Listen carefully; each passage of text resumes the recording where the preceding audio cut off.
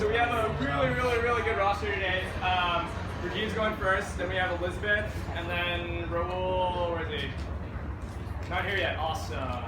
And who's going last? Oh, Rochelle, right, okay. So it's gonna be a really good night. For anybody who's first time, basically each one of these people are gonna come up and talk about something they know. 15 minutes talk, 5 minutes Q&A. It's typically how it goes, but you can mix it up if you want. And then there's going to be a break between the second and the third talk for 10 minutes. Afterward, feel free to hang out, mix and mingle, whatever. It's all good. So, yeah, without any further ado, Rajiv. Wait, who doesn't have wine? Who doesn't have wine? All right. Yeah, take a bit. So if you have a bottle, it's likely in a paper bag. That's the reason.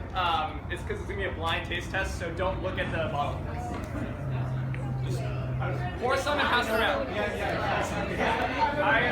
Unfortunately, I am not a Sam's Club, so I don't have cups for everybody. I'm sorry. If you guys can share, that would be awesome. Alright, I'll get started. Alright, you guys, I'm Rajiv, and I'm going to talk about my experience taking the sommelier exam. First, a little overview. I'll give a background. Then I'll talk about preparing for the exam, and I'll go through 3 steps which might be familiar to you. If you saw Bernard's earlier talk on learning, I'll go through how I deconstructed the exam, how I selected the key steps, and then how I sequenced going through those steps. And then we'll taste some wine. We'll go through an exercise, like a blind tasting exercise, so you guys can see what this is about, and I'll share what happened. First, some personal background. Here are a few relevant facts about me. Key takeaways: I've been really into wine since college, and I was a data scientist at Yahoo, which will become relevant later. Now, how many of you have seen the movie Somm? A few. I recommend it. It's really entertaining. It's a really accurate depiction of how intense people get studying for the higher levels of this exam. There are 4 levels to the exam. I took the first 2 levels, Intro and Certified, last month. And to give you some sense of scale, the master's exam is really hard. It has about 5% pass rate. People take it for like 7 years straight and never pass it. It's really hard. It's kind of insane. Why do the exam? So I was actually at a dinner with one of the stars of Somm, Brian McClintock, and we were talking, and he was like, "You're really into wine. What's your deal? You're not a Somm. I challenge you to just take the exam anyway. It's gonna be a challenge. You should do it." So that was the first motivation. And the second one is, there are probably some people. How many of you guys like tests? How many of you guys enjoy the SAT?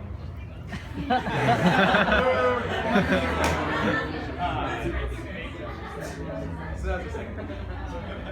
Canadians don't take the SAT apparently. So I'll talk about preparing for the exam. The exam is something different because I don't work as a Somm. So I really took a fairly structured approach. I tried to deconstruct the exam, select the important steps, and then sequence the order in which I practice those components. So let's start with deconstructing the exam. So here are the 3 parts to the exam: theory, service, and blind tasting. Theory is facts about wine. Generally, it's in a written format. It's everything you could possibly know about wine, prioritized by what's important. Service is a really unique feature of the Somm exam. It's a practical service demonstration where you actually go around and do champagne service in front of people who judge you harshly, and then ask you questions as you're serving to try and trick you out. It's really weird. Blind tasting is another unique part of the exam. You're given a few wines blind, so you don't know anything about them. You can see them, and you try to deduce. You try to deduce. You try to deduce the grape and the region that it came from, the year, the quality level, all these things. So these are the 3 main components. I'll talk a little bit about my thought process in selecting the important ones. So here are my thoughts on selection. this is very personal. Whenever you're trying to learn something, you have to take stock and figure out what are you good at, what are you not good at. Theory, probably like a lot of you in this room, like book knowledge comes easy. I didn't worry too much about it. Service, I talked to a few people and I found that it's really easy to practice service. I kind of underestimated it, but I thought it would be relatively simple, so I didn't think it was that important. Blind tasting was the weirdest part of the exam. I thought that would be difficult. So I prioritized that first.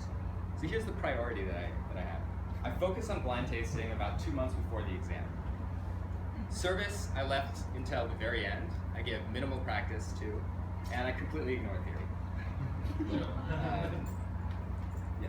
So, talking about blind tasting, let's zoom in a little bit, and I went through the same approach. First, I deconstructed blind tasting, and then selected the components that were most relevant, and then sequenced the order in which I practiced them.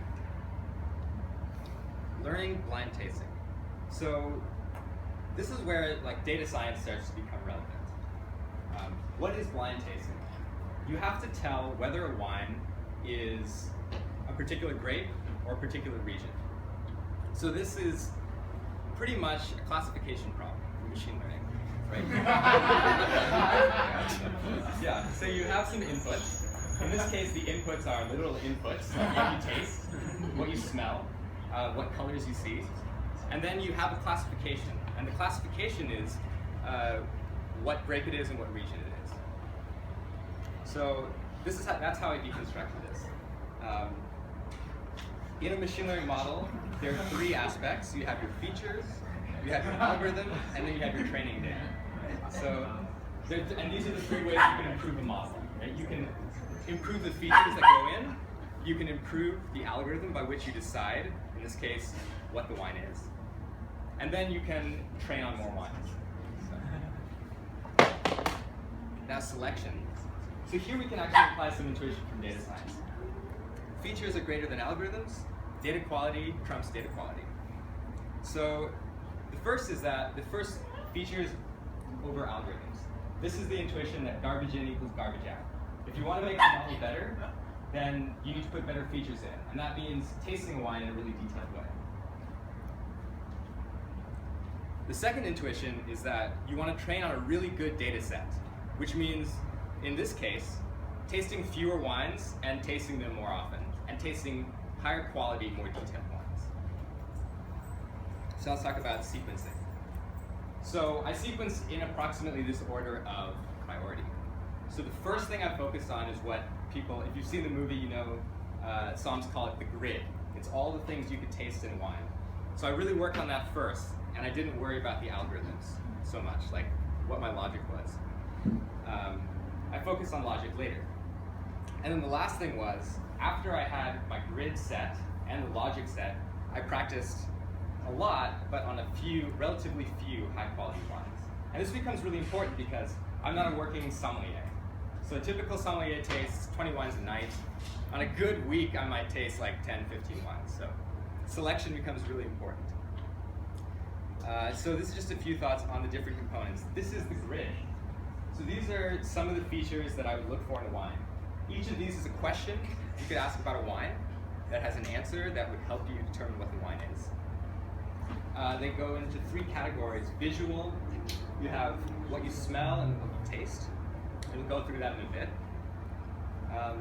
This is really detailed. This took a lot of time to practice. And now I'll show you a little bit about how I approach logic. So for logic, I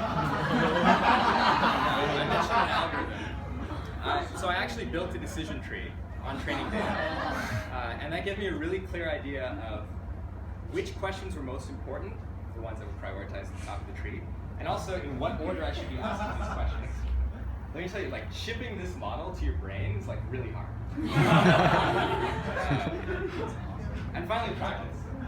So on the top left, there's a corvin, which is a device, it's a needle that goes through the cork of a wine and lets you taste the same wine over and over again without opening it. This is essential. Like, so I can basically take one wine and I can taste it over 3 weeks to calibrate. So on the bottom left, this is what my desk looked like for the 3 weeks leading up to the test. Like, I always had 7 bottles open. They were always very good examples from different regions. And I just calibrated. The day of the test, I used a Corbin to calibrate. Like nobody else did that. I don't understand why, but calibration is really important. And then on the right, that's my friend Tim. We're doing a check-in at a restaurant. I'd bring a laptop, take notes. We'd go through 9 wines blind and like argue forever. It was great. So let's taste. Okay. If you have a wine, if not, I don't know. Ask your neighbor what they think. So this is how we go through it. The first thing to note, it's a white wine. The color is relatively unexceptional. No clues there. Second thing, what do people smell? Just like throw out anything. Sweetness. You smell sweetness. Okay, that could be a lot of things, but that's a really good thing to know. Apple. Apple, great. You smell apple. It's typically pear, apple pear. Okay, that's a class of fruits. That tends to be in the oxidative class of fruits. So like apple, pear, ripe apple, green apple. It's a class of fruits. What else? Does anybody smell anything in the herbaceous category? What is it? Lime, tarragon, chervil, mint. Pepper? What kind of pepper? Green pepper, bell pepper. That's key. That's actually really important. I can totally smell that. Okay. So if somebody says green pepper, that's actually a compound called isobutylmethoxypyrazine. There are only a few grapes in the world that have this compound, and they're all part of the Cabernet Sauvignon family. So Cabernet, Merlot, Malbec, Carmenere, and there's only one white wine that has it, and that's Sauvignon Blanc. So that's actually a really key clue to pick up on. Wait, could you say that again? I'm sorry. So the green bell peppers, which to some people presents as green grass, is it's one of the components in the grid that's the most salient. Like when you smell it, immediately your world of possibilities becomes really small. So that's a really good clue. But so right now we have a theory that this is Sauvignon Blanc. This could be from France, or it could be from New Zealand, or from California. So let's give it a taste and pay attention to level of alcohol, overall level of sweetness, and acidity, and like how tart it tastes.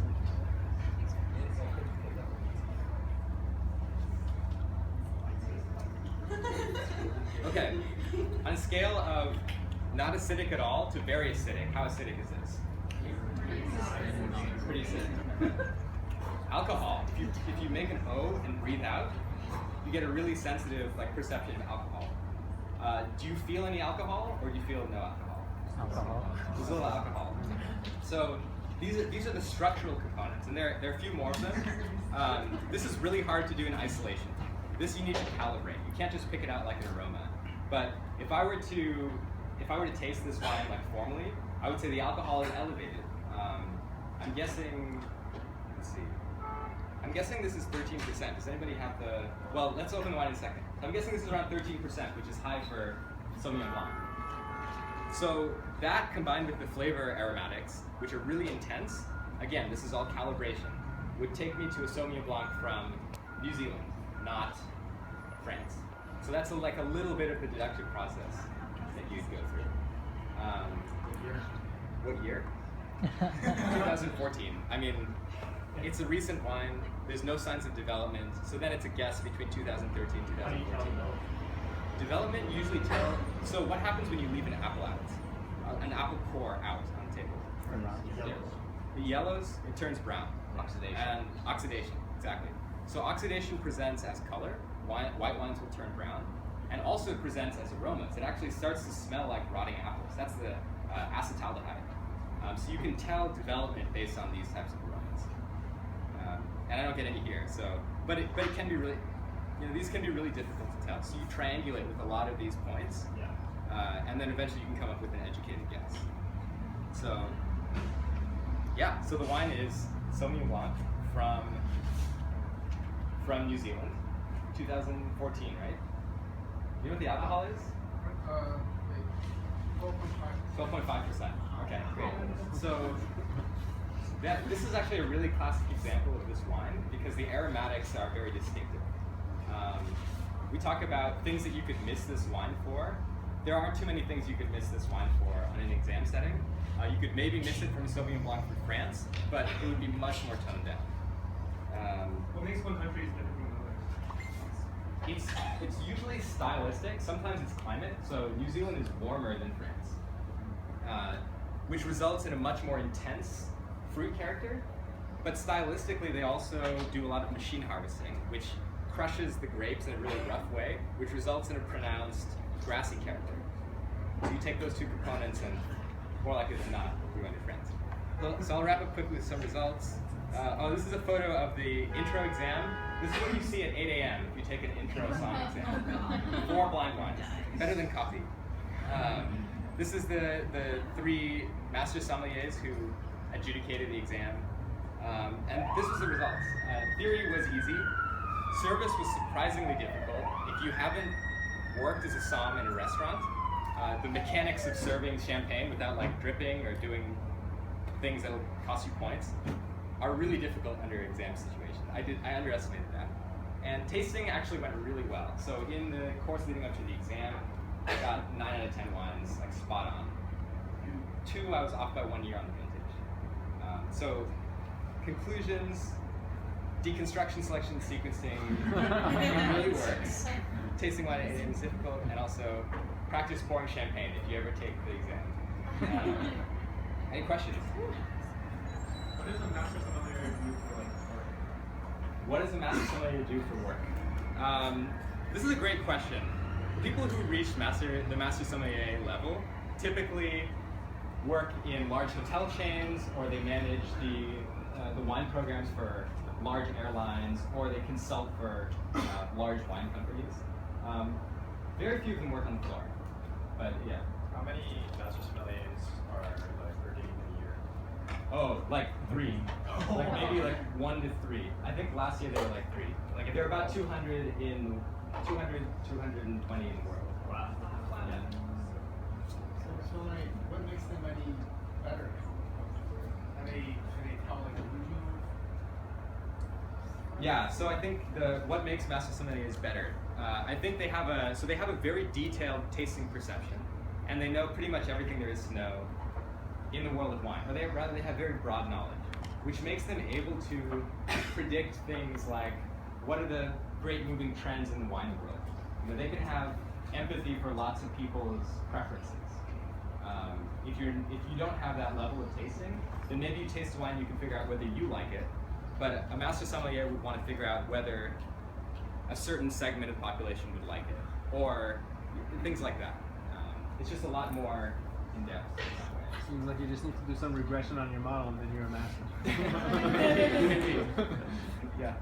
Do you have any tips on picking a good wine? Yes. This is a summary of my last talk, which is, I would say it's hard to give tips on picking a good wine, but I can give 3 quick tips on accelerating how you learn what you like. And the first tip is get a good glass. It's easier to smell out of a good glass, which we don't have here. The second one is to really smell the wine, because you get just a fuller picture of it. And the third one is, if you remember the grape and the country of wines that you're tasting, you'll start to see patterns very quickly. So, Do you still enjoy wine? yes, very much. I think it's like when you learn music. You know, the more detail that you perceive and the more context you bring to it, the more exciting potentially a wine can be. Like a really bad wine, it's not going to be that exciting. But yeah. Any wine subscription or wine club you recommend? People who are just getting started. A wine subscription? I don't. I don't really have a wine subscription that I recommend. Where do you publish? I don't, but you should, shameless plug, you should totally download Delectable. It's a wine journal, and you can see what some of the master sommeliers are drinking. There are actually a lot of master sommeliers on the app. Everyone get it. That's where he works. Support him. So, are there particularly wineries in Napa that you enjoy, or do you feel like most of them, since they're like what you're saying, they're all from the same region, they all seem rather similar to you? Oh yeah. Are there wines in Napa that I enjoy? Yeah, there are lots. I haven't been to too many wineries in Napa, but let's see. I mean, I could just throw it. High de Villaine is amazing. It's actually the one that comes to mind right now. There's tons of good stuff in that one. Yeah. What's your favorite kind of wine? I like good wines in almost every style. So every time I try to discount a style and say like I don't like champagne, usually what happens is the next week I taste a champagne and it just like rocks my world. So I don't really have a specific favorite. Would burning the roof of your mouth or your tongue like affect your tasting? That's a really interesting question.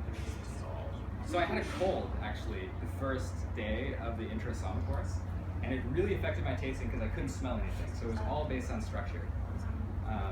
So yeah, it would really hamper your tasting, but you could probably calibrate past it if you have enough time. How did you get a stronger understanding of the structure when you can smell? Yes, yes, I was incredibly focused on structure because everything smelled like nothing. So I know you said you like good wines of any sort, right? But are there like specific characteristics that like really kind of take your fancy? Yeah, it's really personal. It's stuff. It's like flavors that you identify with, like saffron and sweet German wines. Like, I'm half Indian. I grew up with a lot of Indian food. I like saffron. Sweet German wines tend to have this saffron-y character that like kind of, I don't know, grabs me. Yeah. So are you studying food pairings as well? Yes. So food pairings as well. That was actually part of the exam. While you're doing service, they're asking you questions about, hypothetically, what would you pair with this? What would you pair with that? And then they'll reject your pairing and tell you why it's terrible. New pairing. Yeah, food pairing is difficult. It's difficult, yeah. How important is airing? Is Airing. airing? Oh, aerating the wine? Do you use aerators? Yeah. It's, okay, so I'll tell you guys a trick. You pour out, to do a really quick decant or aeration on a red wine, Yeah.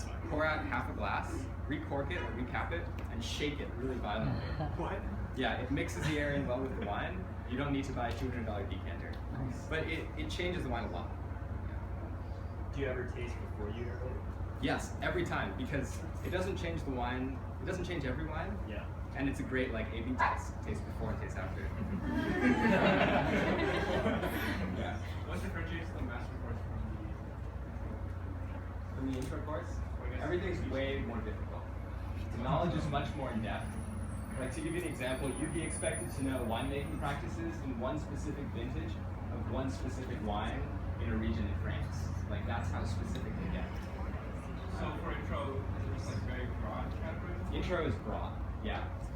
Everything is broad because as a sommelier you need to be able to deal with all guests' preferences, but the master's exam is both broad and incredibly deep. So, from your research, like, what makes the most difference in wine taste? Is it, imagine the grapes make a lot of difference, but after the grapes, like the vintage, region, is how would it make? What makes the most difference in a wine's taste? Grape first, then region, then vintage.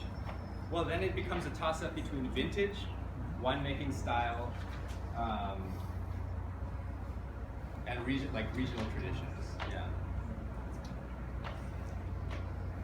Do you still appreciate a $10 bottle of wine? Yeah. Well, it depends on what the $10 bottle of wine is. What's the best cheap wine? That's the best cheap wine. The best cheap wine is the wine that you enjoy. Like when you're going for a cheap wine, when you're going for a cheap wine, like you're not paying for complexity or typicity. You're paying for something that tastes good. And for that, I'd say the most important thing is like trying a few different types and figuring out what you enjoy.